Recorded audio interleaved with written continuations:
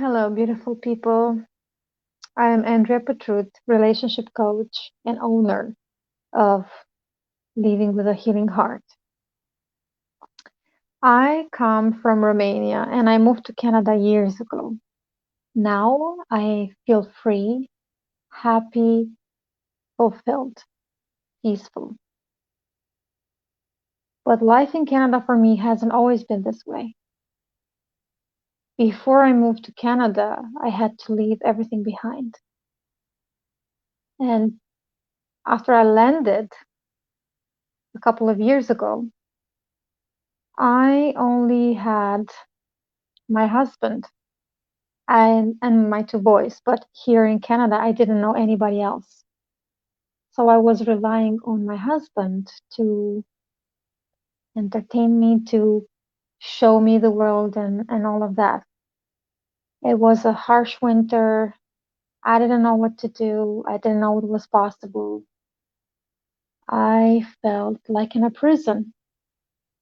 For 2 months, I really felt like I was living in a prison in Canada. Maybe now knowing me, you would be like, what? You, Andrea? Like, yeah, me. Um, I didn't have a car. He had the car, and I had to wait for him to come from work, and he was so tired. So, I was stuck 5 days a week in a way. I felt stuck at least. I didn't know that I could, uh, you know, buy tickets and have a bus ride and go with my children at a museum or somewhere else. I didn't know at a walking distance there was something beautiful waiting for me, like a library or something else that I was looking for. It was so cold. I wasn't even looking forward to it. um, I also didn't know what I can do, how I can work, how I can make money. I didn't know how I can spend my time. And also, I didn't know what to do for a living, what I could do.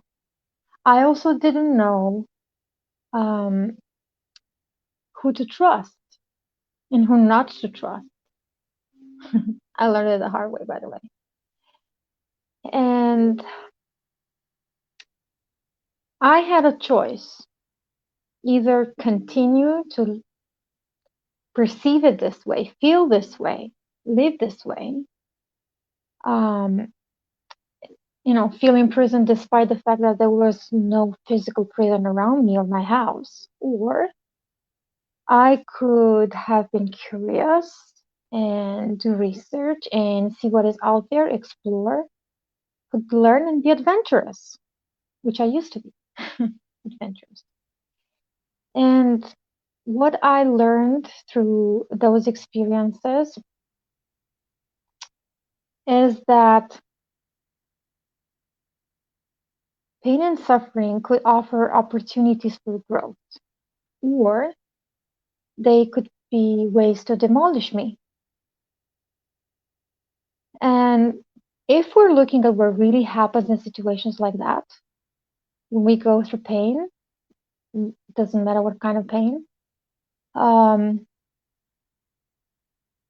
we see that it's all in our attitude.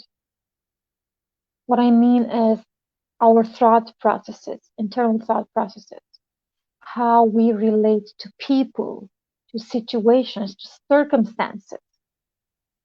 All these things, how we relate, how we think, and all of that create a habit or habits. These habits, depending on whether they are healthy or unhealthy for us, determine what kind of results we're reaping with those particular attitudes or that particular attitude. In my own situation, when I moved to Canada, um, when I really found out it was so easy to get out of the house and go somewhere I love to be, I thought, okay, so what I'm actually thinking is absurd, is crazy. Um, I'm actually free. So instead for my waiting for my husband to entertain me and show me the world, I took the step forward. I found my own opportunities. I opened my doors to new experiences, and I used my circumstances to empower myself. And I've been doing that ever since. Now, thinking of this, where in your life right now do you see that you can change your habit or your usual attitude from disempowerment to empowering? Where in your current pain and suffering, if you have one, whether it's physical, emotional, mental, however it is, in your struggle, in your pain, in your suffering, okay?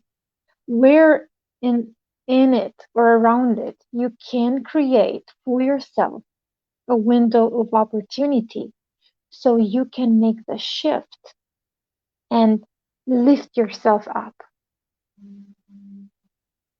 I would, you know, think of it, and I wish you to find your way and your empowering moment wherever you are in your life and in your struggle.